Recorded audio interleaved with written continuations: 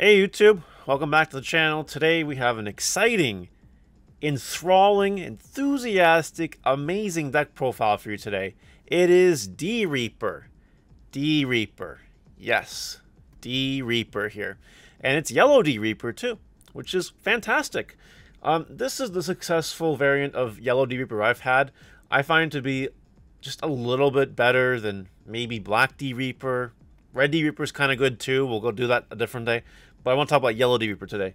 It's had good results in testing, and while this deck does get clapped by Black War Greymon and kind of clapped by Imperial, it does well against everything else. It's a pretty good deck if you play it properly.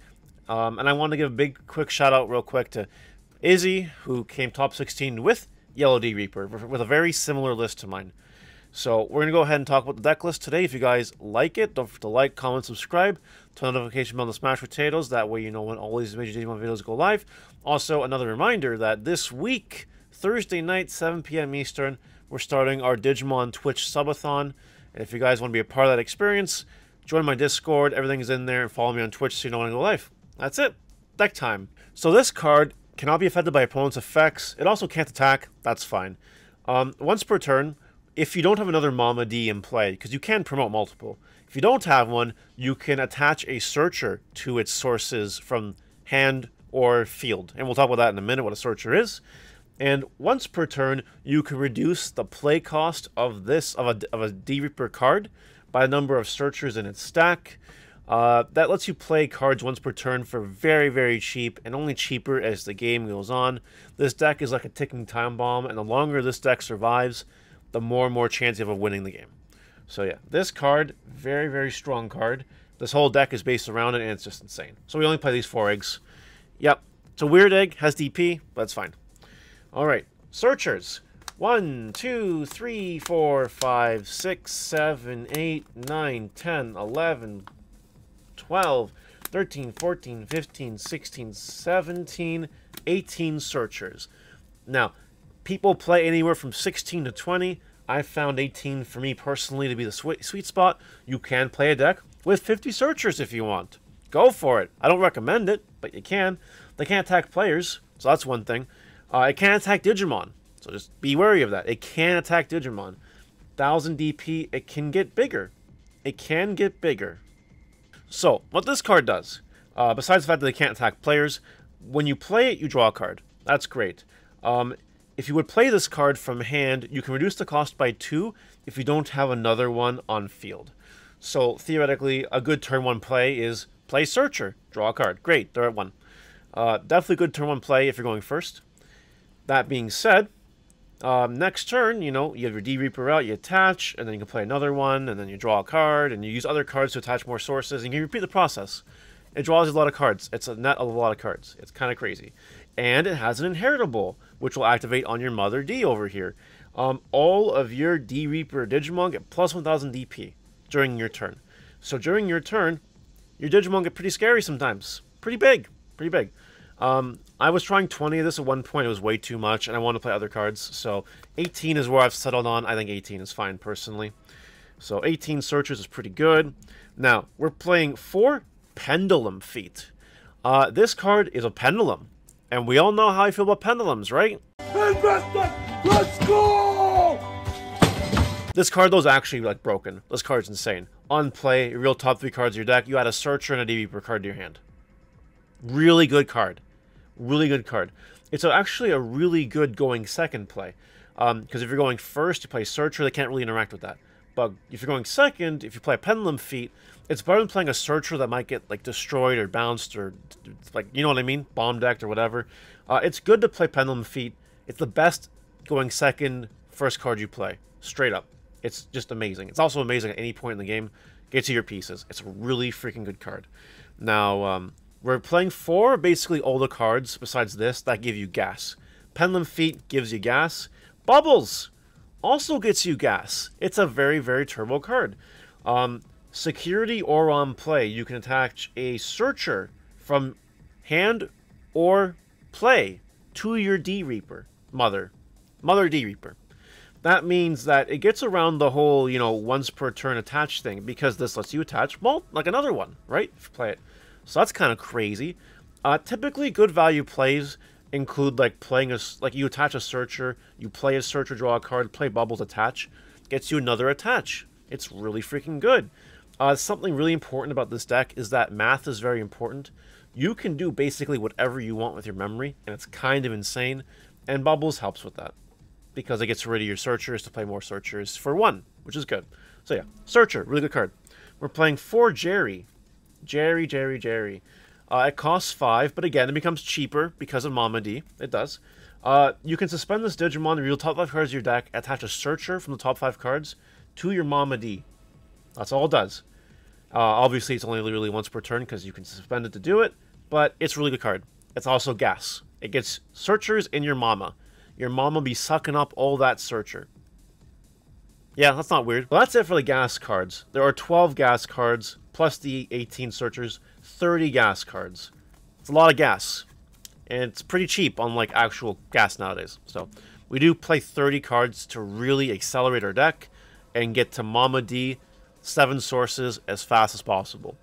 To help survive, we play 4 Gatekeeper. This card is really good at gatekeeping people. That's what it does. It costs 11, but again, don't be intimidated too much because it could be a lot cheaper thanks to Mama D. If you get it in security, it plays without battling, just like Zord Defeat, so it doesn't actually conduct a battle. If anyone is battling with it as it comes out of security, they're cheating, so don't do that.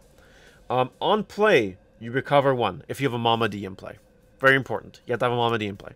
So on play, recover. It's the other effect, though, that's really busted, in my opinion. During the opponent's turn, if your Mama has 6 or more sources, this is a Holy Flame on legs. You know how I feel about Holy Flame, guys. Holy Flame's insane. And this card is Holy Flame on a body. Now, that being said, being on a body can be removed or, anything like that. But it does help you survive. Also, it heals you. This card is just all around freaking amazing. A really great defensive card that the archetype definitely needs for its sustainability. And it helps you survive to get the combo. Alright? Other cards that help you survive to get the combo include 2 copies of Creep Hands. It's a blocker if you have Mama D on the field. It's a good turn 1 drop as well if you don't have like a freaking Jerry or Pendulum Feet. Creep Hands is a blocker. And as long as if Mama D's on the field, blocking is good, your opponents will try to aggro you because they have to beat you before your time bomb explodes. And Creep Hands can just help block attacks, make it awkward. So we're playing 2 Creep Hands. We're also playing 2 Pilates Head. If you have a Mother D Reaper in play, you suspend this Digimon to delete something your opponent's side of the field with a DP less or equal than Disguise DP. Again, during your turn, it could be a lot bigger than 3,000, thanks to Mama D. So this card is just removal. I will give a quick note that in Izzy's deck list, which he'll tell you about, he was playing 3 Pilates Head. I did convince him to play 3 in his variation of the deck, and it worked out well. He loved it. It's great.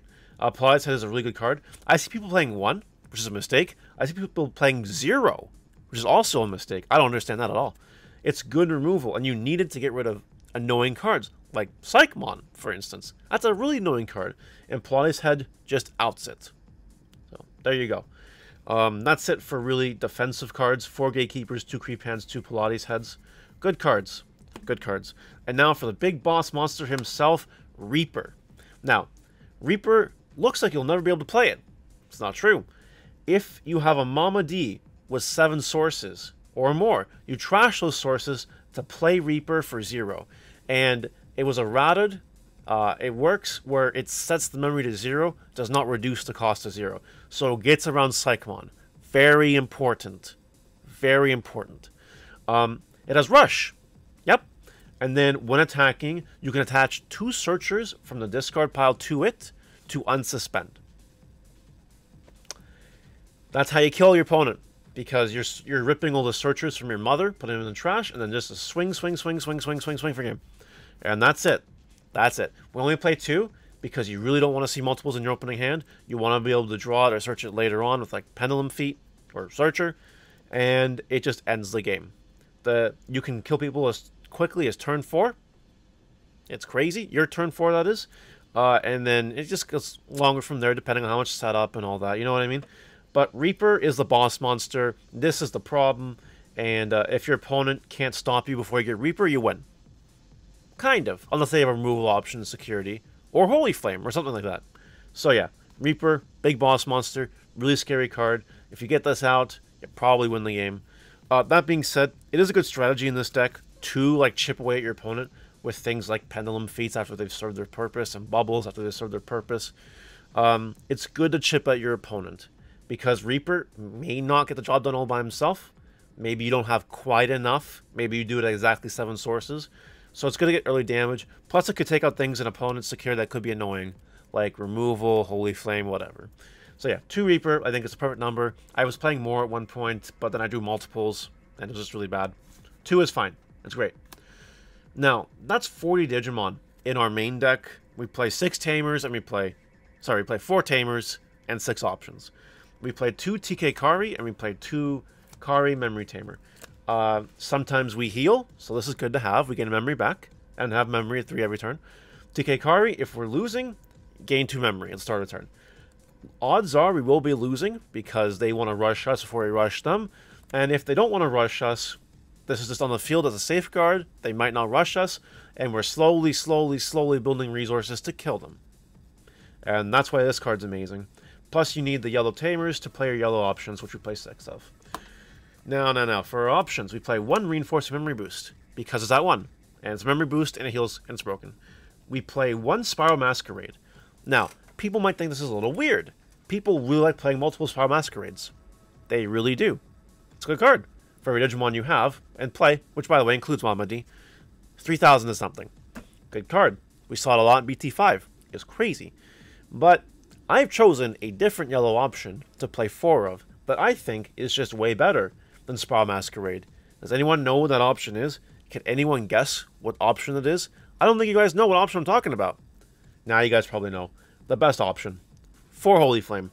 The big bad floodgate itself. For anyone that's been following me, you know what this card does. You hit it in security, you win the game. That's what the card should say. Honestly, if this card was errated to say hit it in security, you win the game, it's basically the same thing, to be honest. Or if you activate it from hand, something gets -3 checks, which could be good on really scary boss monsters. But yeah, Holy Flame, insane.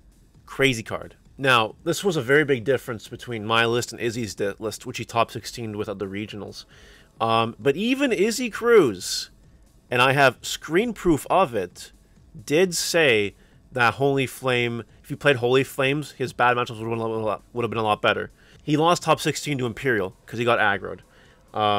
Spiral Masquerade isn't super great against Imperial, which might contradict what you think. But even when I was testing Imperial against Izzy, at his request, I'll help him prep. He would hit I'd hit Spirals in security with Imperial, and it would do nothing. I'm undefeated against Izzy's D-Reaper with Imperial, and his Spirals did shit. They did nothing. However, if those Spirals in security when I hit them were Holy Flames, completely different game. He would have had the resources to kill me, because with Imperial I was like 1 or 2 turn off from dying, and if I hit a Holy Flame, could have been over. Holy Flame is really good in this deck. Try it, okay? It makes your Imperial matchup a lot better. Imperial Digimon can rush you out of existence before you can time bomb with Reaper. Black or Greymon is still the only really hard matchup, and the yellow toolbox doesn't really have a way to deal with it. You might think Spiral Masquerade is the way. You might. But if they play Breath of the Gods in their deck, it's not, because it's Breath and then you can't Spiral it. And they're attacking your bodies and killing your bodies. It's the only... It can attack Mother D. Crazy. And because of that, you know, Black or Greymon is the only hard, like, almost unwinnable matchup, I'd say. Which is why we saw a lot of Black or Greymon at regionals. It's kind of crazy. One even made top 16. Which is pretty poggers. But yeah, that's the deck profile. This is the 50 card pile of D-Reapers that I've had the most success with so far. When I was testing and proxying and all that. But let me know what you guys think in the comment section below. Do you think this is copium? Do you think it's really good? I think it's really good. Do you like other colors of D-Reaper, like red D-Reaper, black D-Reaper? Let me know what you guys think in the comment section. Bye!